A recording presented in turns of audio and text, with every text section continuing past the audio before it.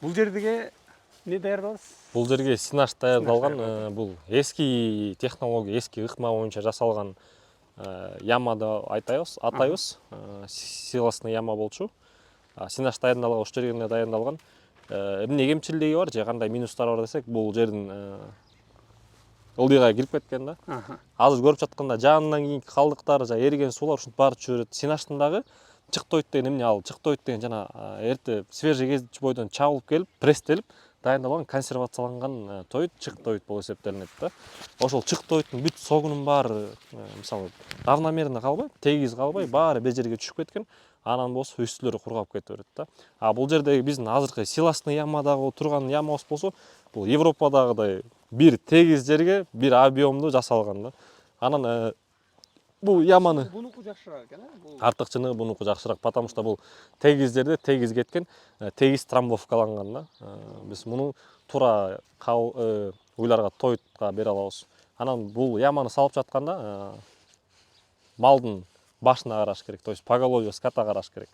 Канча мал бар, күнүнө канча килограмм тоид жейбиз. Эгерде мисалы биздин ямабыз мындайынан чоңураак болуп, широкийрээк болуп, узунураак да болуп калса, бат чирип кетет, бат кычкылданып кетет. Эгерде силос кычкылданып кетсе, бул сүттүн кычкылдануусуна да алып келет, жана уйлардын отравление болгонуна, токсикация болгонуна да алып келет. Ошолорду караш керек. Мисалы негизинен норма 100-150 баш уйга 3 метр күнүнө жеш керек. Бир күндө 3 метр силос жеш керек да. Сиздер жалаң эле ушундайлар менен эле чөп салбайсыздарбы? Же Бизде чөп бар. Мынакей бул жерде обычный эле биздин чөптөрүбүз бар.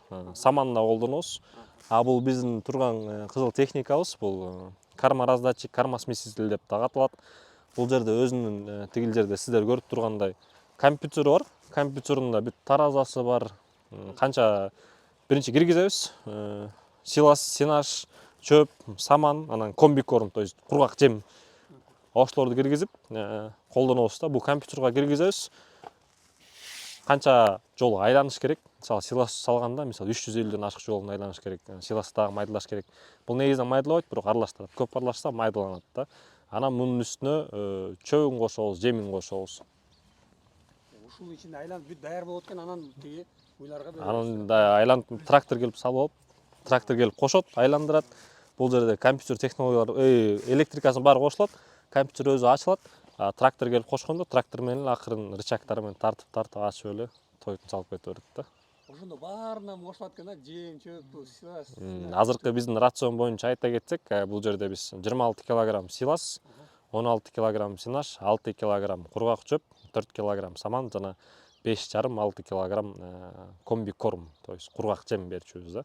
Азыр синаш түгөп калганына байланыштуу биз самандын санын да азайттык, чөптүн санын кичине бир аз көбөйттүк да. Ал бир уйгабы? Бир уйга рацион ушундай. Бир уйга. Бул негизи жыл бою эле кайталана береби же кандай бул? Кышында элеби же? Эгерде мисалы биз уйдун берген рационун тамагын күнүгө өзгөртө берсек, биздин сүтүбүз да түшүп кетет, уйубуз тарыктап кетет. Бир жыл бою 365 күн болсо, бир жылда бир жыл бою ошол рацион кармаганга аракет кылыш керек да. Эгер негизинен бирдей сүт алгыңыз келсе, сүттүн көлөмүн түшүрбөгөнгө аракет кылсак. Эгерде дагы сүттүн көлөмүн көтөрө турган болсок, рационду өзгөртүп, кандайдыр бир немелерин составляющий же чөбүн, же жемин, же силосты көбөйтүп, же азайтып ошентсек болот да. Только бул сүттү көбөйткөн учурда. Эгер күнүгө рацион өзгөрүп кете берсе, бул уй үчүн стресс болот. Уйда стресс деген понятие бар да. Стресс болгондо ал кандай стресс? Уйдун организмдин иштөөсү бөлөкчө болуп өзгөрүп кетет да. Батта эмес, жайдан өзгөрөт. Зарна болот, ич өтөт, ошол уйдуга стресске алып келет. Стресс болгондо уйдун сүтү тартылып калат да.